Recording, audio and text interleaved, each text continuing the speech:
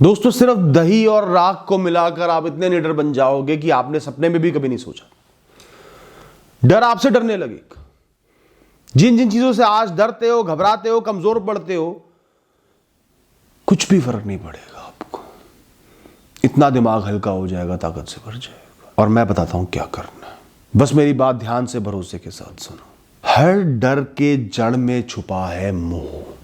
The root cause of all fears is attachment. जिन लोगों ने आत्महत्या भी करी है, उनमें से ज्यादातर लोग जीवन से ज्यादा ही प्यार करते थे, और उस ज्यादा प्यार की वजह से बहुत ज्यादा अपेक्षा थी जीवन से, जो जीवन नहीं पूरी कर पाया, जिसकी वजह से उनके मन में बहुत दुख भर गया और वो जीवन को अपना नहीं पाए। उन्हें जीवन से नफरत नहीं थी, प्यार ज्यादा हो गया था, मोह ज्यादा था। इंसान खोने से नहीं डरता है, इंसान मोह के टूटने से डरता है। अगर आप अपने मन से हर विषय के मोह को निकालकर फेंक दोगे तो आपको जीवन में किसी भी चीज का फर्क नहीं पड़ेगा। आप किसी चीज से नहीं डरोगे, कुछ भी आपको डरा नहीं पाएगा। जीने का मोह नहीं है, जी रहे हो तो जी रहे हो, वरना कोई फर्क नहीं पड़ता। तो मृत्यु आपको कभी नहीं डरा सकती। भौतिकवादी वस्तुओं का मोह नहीं है, दिखावे का मोह नहीं है, तो जीवन के उतार चढ़ाव आपको कभी नहीं डरेंगे। आप मर्सिडीज में भी सर उठाकर घूमोगे, टूटे स्कूटर को भी सर उठाकर चलाओगे। मैं शमशान के पास से गुजर रहा था, अचानक से हवा चली, शमशान से राख उड़ी। उड़ती राख से मैंने पूछा कि मुझे ये तो बता, तू है किसकी? राख मुस्कुराकर बोली, मैं सबकी हूं, पूरी दुनिया की और तेरी भी हूं। मैं सब में वास करती हूं, सब मुझ में ही बदलने के लिए आ रहे हैं, चलते जा रहे हैं, जीते जा रहे हैं। जो जीवन से बहुत प्रेम करते हैं, मोहग्रस्त है, वो भी मेरी तरफ आ रहे हैं। जो जीवन से नफरत करते हैं, वो भी मेरी तरफ आ रहे हैं। जिन्हें लगता है कि दुनिया उनके बिना नहीं चल सकती, वो भी मेरी तरफ आ रहे हैं। और जिनकी कोई परवाह नहीं करता, वो भी मेरी तरफ आ रहे हैं। जो आज पैदा हुए हैं, वो भी मेरी तरफ आ रहे हैं। जो बुजुर्ग हो गए हैं, वो भी मेरी तरफ आ रहे हैं। जो माँ की कोख में है अभी भी, वो भी मेरी तरफ ही चलकर आएंगे। अगर शिशु का पैदा होना दूध के बनने जैसा है, तो मैं उस दूध से बनी हुई दही हूं। जैसे एक गाय से ताजा दूध निकलता है, वैसे ही एक शिशु जन्म लेता है। और जीवन निरंतर प्रक्रियाशील है, प्रोसेस में, जो मुझे बनाता है, राख को बनाता है, जैसे दूध दही को बनाता है। तो जन्म लेते ही एक शिशु दूध से दही बनने की प्रक्रिया चालू कर देता है, राख बनने की प्रक्रिया चालू हो जाती है, जिसे कोई नहीं रोक सकता। और ज्यादातर मनुष्य अपना सारा ध्यान सिर्फ दूध बने रहने पर डाल देते हैं कि मैं जवान रहूं, मैं जीता रहूं, मैं बूढ़ा ना हूं, मैं मरूं ना। और वो जो बहुत सुंदर प्रक्रिया चल रही है उस दूध को दही बनाने की, जिसे हम जीवन कहते हैं, जीवन के विषय कहते हैं, जीवन में खेलना कहते हैं, उस पर किसी का ध्यान नहीं है। दही बनना तय है, राख बनना तय है। उससे लोग भाग रहे हैं, उससे बच रहे हैं, उसको नकार रहे हैं। और बीच में जो मिला है जीने को, आनंद लेने को, समझने को, जानने को, उस पर किसी का ध्यान नहीं, उसको कोई नहीं सुधार रहा। कितनी मूर्ख है ये दुनिया। खोने से डरने का सिर्फ एक मतलब है कि जो भी तुमने जीवन से पाया, तुम उस पर अपना हक समझकर बैठे हो। ध्यान रखना, जो भी मिलता है वो पराया है। उसका जाना उसके मिलने से पहले तय हो गया। कोई धन दौलत, कोई सुंदर शरीर, कोई जवानी, कोई पद, कोई शरीर का अंग, कोई सम्मान तुम्हारा नहीं है। कुछ भी तुम्हारा नहीं है। मान के बैठते हो मेरा है, तो खोने से डरते हो। अपेक्षा लगाकर बैठते हो मेरा हो जाएगा, तो ना होने से डरते हो। हक समझते हो कि मेरा होना चाहिए, तो ना मिलने पर निराश हो जाते हो। तुम ना ये शरीर हो, ना ये दुनिया हो, ना कोई अंग हो, ना कोई त्वचा हो।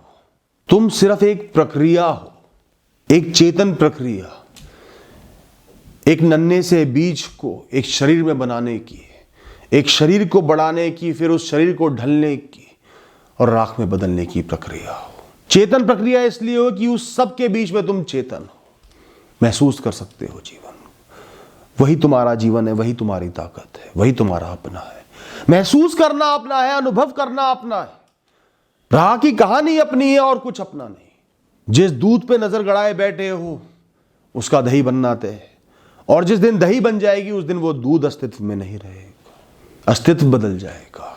दुनिया में वो मौजूद है, पर अस्तित्व बदल गया। इस जीवन रूपी प्रक्रिया को किसी से फर्क नहीं पड़ता, किसी के होने से, ना होने से, खोने से, पाने से, मिलने से, ना मिलने से, बिछड़ने से, ऊंचाई से, नीचाई से, पदों से, ये तो एक चक्की की तरह जीवन रूपी गेहूं को पीसता रहता है और राख या आटा निकालता रहता है। अगर तुम इस दुनिया में राख बनकर जियोगे, अपने राख रूपी अस्तित्व को अपना लोगे, तो इस दुनिया में तुमसे ज्यादा मजबूत, तुमसे ज्यादा सुखी, तुमसे ज्यादा आनंदमयी, तुमसे ज्यादा समझदार कोई नहीं होगा। एक बार मेरे पास एक बहुत पढ़ा लिखा लड़का आया, मुझसे भी ज्यादा पढ़ा लिखा था, समझदार था।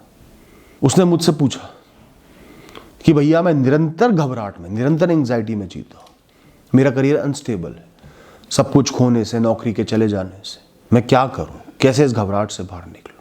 उसका सबसे बड़ा प्रश्न जीवन में यह था, अगर मैं सब कुछ खो दूं तो क्या होगा, ये सब कुछ चले जाए, सहूलियतें चले जाए तो क्या होगा। मैंने मुस्कुराकर उसे एक बात बोली, तुम्हारी जो सब कुछ की, एवरीथिंग की डेफिनेशन है ना, बहुत ही छोटी है, संकरी है, शैलो है। जैसे एक समुद्र के सामने एक छोटे से गड्ढे में पानी भर दिया जाए और दोनों को तोल दिया जाए। जब भी हम सब कुछ की बात करते हैं, एवरीथिंग की बात करते हैं, सब कुछ ना चले जाए, सब कुछ है, सब कुछ होगा, तो उस सब कुछ के साथ एक क्लैरिटी साथ में आती है, एक सच सामने आता है कि एक दिन वो सब कुछ चले जाएगा जो तुम्हें मिला, उसका जाना तय है। और जो इस दुनिया में तय होता है तुम्हारे साथ होना ही होना है, वो तुम्हारा उतना ही अपना है जितना तुम्हारा नाम। तो सब कुछ पर ध्यान मत दो, सब कुछ खोना तय है और सब कुछ खोना तुम्हारा उतना ही अपना है जितना तुम्हारा नाम। मेरा जन्म सब कुछ खोने के लिए बना है, इस बात की गांठ मार लो दिमाग में। और जब हम लोग सब कुछ की बात करते, ज्यादातर उसमें सिर्फ 2-3 चीजें होती हैं। लोग हमारे बारे में क्या सोचते हैं, सोसाइटल इमेज, धन दौलत, पोजीशन या सहूलियतें, वो भी कुछ समय में बंधी हुई। जैसे उस लड़के ने मुझे बोला मेरा सब कुछ चले जाएगा तो क्या होगा, उसमें वो सिर्फ अपनी नौकरी की और स्टेबिलिटी की बात कर रहा था, जो खर्चे, जो ईएमआई बंधी हुई थी उनकी बात कर रहा था, वो भी कुछ समय के लिए। नौकरी खोएगा तो ऐसा तो है नहीं कि जीवन भर नौकरी नहीं करेगा, काम नहीं करेगा, कुछ समय संघर्ष करने पड़ेंगे, लोग जज भी करेंगे, हंसेंगे भी। वो सिर्फ उनसे डर रहा था और सोच के रहा था सब कुछ चले जाए। 100 में से 2 के बारे में सोच रहा है और कह रहा है सब कुछ। ये तो वही वाली बात हो गई, 100 में से 98 आए, 2 कैसे कट गए, 2 कहां कट गए, 2 की क्या गलती करी तुमने, कैसे चूक गए, ये तुम अपने साथ कर रहे हो। मैंने उसे सिर्फ एक बात बोली कि जीवन में सबसे जरूरी है कि आप प्रोसेस के, प्रक्रिया के अभी भी भाग हो, हिस्सा हो। ना वो प्रोसेस पूरा हुआ है, ना वो रुक गया है। पूरा हो जाएगा तो आप दही या राख बनी जाओगे, रुक जाएगा मतलब आप रुक गए हो, अब आप आगे कुछ भी नहीं कर सकते, बस पड़े रहोगे जब तक आप राख नहीं बन जाते। ये दोनों नहीं हुई तो आप प्रोसेस का हिस्सा हो, इससे बड़ी कोई जीत नहीं हो सकती। आप प्रक्रिया का हिस्सा हो, इससे बड़ी कोई अचीवमेंट नहीं हो सकती एक इंसान के लिए। If you are active enough to act and survive, you have everything. अगर तुम कर्म करने के योग्य हो, शरीर चल रहा है, दिमाग चल रहा है, तुम अगले क्षण से एक शुरुआत कर सकते हो, किसी भी समस्या के लिए हल निकाल सकते हो, किसी भी युद्ध को लड़ सकते हो। इससे बड़ा शस्त्र, रिसोर्स, संसाधन तुम्हारे पास नहीं हो सकता। मैंने उसे सलाह दी कि हर दिन कुछ समय सिर्फ अपनी ताकत पर, अपनी ऊर्जा पर, अपनी एनर्जी पर मैं क्या क्या कर सकता हूं उस पर ध्यान लगा। 5 मिनट, 10 मिनट आंखें बंद करके सिर्फ उसके बारे में सोच, मैं कितना काबिल हूँ, कितनी पढ़ाई करके आया हूँ, कितना योग्य हूँ, क्या अनुभव है, क्या क्या कर सकता हूँ, शरीर चालू है, ऊर्जा है बहुत ज़्यादा, मैं लड़ सकता हूँ, सामना कर सकता हूँ, संघर्ष कर सकता हूँ, शून्य से उठ सकता हूँ। सबसे बड़ी ताकत इस दुनिया की है the power to regrow yourself. कितना ही कुछ खो जाए, अगर आप उससे उठ सकते हो, एक कदम आगे बढ़ा सकते हो, सबसे बड़ी ताकत है। अगर आप इस दुनिया में जीते हुए एक पौधे के अस्तित्व को खो देते हो, अभी तक आप एक पौधा थे, वो अस्तित्व आपने खो दिया, तो भी आप एक बीज जरूर रहोगे। यही खासियत है इस दुनिया की दोस्तों, इस जीवन की। और अगर आप एक बीज हो तो अपने आप को बार बार मिट्टी में दबाते रहो, बार बार पौधा उगाते रहो, बस। फिर गिर जाएगा, फिर उगाना, फिर गिर जाएगा, फिर उगाना। आपको सिर्फ खुद को मिट्टी में बोना है, पानी देना है, कर्म करने हैं, प्रयास करने हैं, आगे बढ़ना है एक राह पर। और एक दिन आपका पेड़ बनना, फलों से लदा होना तय है। एक बार में नहीं तो 5 बार में हो जाओगे। नुकसान का क्या मतलब होता है, लॉस का क्या मतलब होता है? जब सब कुछ चले जाए वो लॉस नहीं होता, वो नियति होती है, वो हर जीवन की नियति है, सब कुछ का चले जाना, सब कुछ का बेमतलब हो जाना। कंप्लीट लॉस मतलब आप राख बन गए, आपको कोई फर्क ही नहीं पड़ेगा, आपके अंदर वो भाव ही नहीं रहेगा पाने का, होने का, तो वो नुकसान तो नहीं हुआ। और अगर आप ऐसे संसाधन खोते हो जो आपको दोबारा मिल सकते हैं, प्रयास करके मिल सकते हैं, समय देकर मिल सकते हैं, तो भी वो खोना नहीं हुआ, कहीं खोए नहीं, गए हैं पास से, दोबारा आ सकते हैं। मन में कमिटमेंट होना चाहिए। और जो चीज हमेशा हमेशा के लिए चली गई आपके पास थी, जो उम्मीद थी, अपेक्षा थी, कोई वस्तु थी, कोई इंसान था, जो हमेशा के लिए चला गया, उसका जाना तय था उस समय पर, और वो आपकी कहानी का एक अटूट हिस्सा था। उसको आपने खोया नहीं है, उसको आपने इतने समय के लिए ही पाना था। उसके लिए आपको कुछ नहीं करना, आप कुछ नहीं कर सकते, तो आपने वो खोया नहीं, आपने उसको इस जीवन की कहानी में पाया था। और जिस प्रक्रिया का वो हिस्सा था, वो प्रक्रिया पूरी हो गई है, जो ओवरऑल जीवन की प्रक्रिया का एक छोटा सा हिस्सा थी। तो कुछ भी हमेशा खोने का मतलब है जीवन का एक चैप्टर खत्म हुआ है, पूरा हुआ है, अब नया चैप्टर शुरू होने जा रहा है। वो एक शुरुआत का संकेत है, एक अंत का नहीं। तो खोने का भाव, लॉस का भाव मिथ्या है, नकली है, बेमायना डर है। जहां तक मैं जानता हूं, उसे मेरी बात समझ में आई, वो जीवन में आगे बढ़ पाया। Fear is inevitable. डर हमेशा आपके और मेरे जीवन का हिस्सा रहेगा। हमारे अंदर चीजों का डर हमेशा मौजूद रहेगा। डर का हमारे जीवन में एक रोल है, एक काम है। वो हमें चीजों की कीमत बताता है कि मेरे मन में इसको खोने का डर आ रहा है, मतलब ये चीज कीमती है, मुझे इसका ध्यान रखना है। जब तक ये है, मैं इसका ध्यान रखूं, इसके मूल को समझूं। डर हमें एक्टिव बनाता है, अवेयर बनाता है। वरना हर इंसान यहां पर नींद में है, ज़ॉम्बी की तरह जी रहा है। सारे प्रोसेस ऑटोमेटेड है, सुबह उठने से लेके, नहाने से लेके, खाने से लेके, जो रूटीन का काम है वो करने से लेके, सब ऑटोमेटेड। तो आप नींद में ये सब काम कर रहे हो। जिस विषय का डर होता है, तनाव होता है या घबराहट होती है, उस पर आप जागते हो, ध्यान देते हो, एक्टिव बनते हो। और डर हमेशा हमारी मदद करता है सही राह चुनने में। मुझे एक बात बताओ, आप शाम के समय में यात्रा कर रहे हो, दो रास्ते आगे की तरफ जा रहे हैं। एक है हाईवे का रास्ता और दूसरा है संकरी सड़कें, पतली पतली सड़कें जो खेतों में से, जंगलों में से होकर जा रही हैं, जिनमें गड्ढे भरे हुए हैं। रात घिर रही है, अंधेरा हो रहा है, दूर दराज के इलाके हैं। आप कौन सा रास्ता चुनोगे? हाईवे बहुत लंबा है, ये शॉर्टकट शायद उसका आधा है। कौन सा रास्ता चुनोगे? आप हाईवे चुनोगे। और अगर आपके मन में डर का भाव नहीं होता, तो आप वो शायद छोटी सड़क चुन लेते जो डिस्टेंस में आधी है, और अपने ऊपर बहुत बड़े रिस्क ले लेते, रास्ते में अटकने के, फंसने के, लुट जाने के। तो डर आपकी मदद भी करता है सही चुनाव करने में। हमें सिर्फ इस बात का ध्यान देना है कि डर हमारे दिमाग पर हावी ना हो जाए, हमें रोक ही ना दे। प्रक्रिया बनो, शरीर नहीं। Be the process and not the body. राख बनो, शरीर नहीं। Be the Ashes and not the body. और फिर जियो, हर डर से मुक्त हो जाओगे। एंग्जाइटी क्या है? घबराहट क्या है? डर की शारीरिक प्रतिक्रिया है घबराहट। हमारे मन में जो डर बैठा है, जब शरीर उसे दिखाने लगता है, जताने लगता है, उसे हम घबराहट कहते हैं। जड़ पे डर ही बैठा हुआ है, और डर तो नकली है ही। आई कांट फेस, मैं सामना नहीं कर सकता, ये घबराहट है, एंग्जाइटी है। आई कैन फेस, मैं सामना कर सकता हूं, ये मजबूती है। इसमें से सत्य क्या है? अगर आप वाकई में किसी चीज का भी सामना करने योग्य नहीं रहे, आई कांट फेस, मतलब आपका जीवन खत्म, समाप्त, दी एंड, मुक्त, फ्री, छुट्टी। और अंत हमेशा लिखा होता है, भाग्यवश मिलता है। तो जीवन में कुछ भी अब नहीं कर सकते, मतलब मृत्यु मिल गई है। किसी एक चीज को लेकर कुछ नहीं कर सकते, मतलब उसका किरदार आपके जीवन में पूरा हो गया है। और अगर आपका जीवन एक विषय जो खत्म हो गया है, पूरा हो गया है, जिसका किरदार खत्म हो गया है, उसके बिना आप जी सकते हो, आगे बढ़ सकते हो, जीवन का निर्वाह कर सकते हो, आप जीवित हो, चेतना में हो, मतलब यू कैन फेस इट, मतलब आप उसका सामना करने के योग्य हो। बिल्कुल क्लियर बात, आप मानो ना मानो,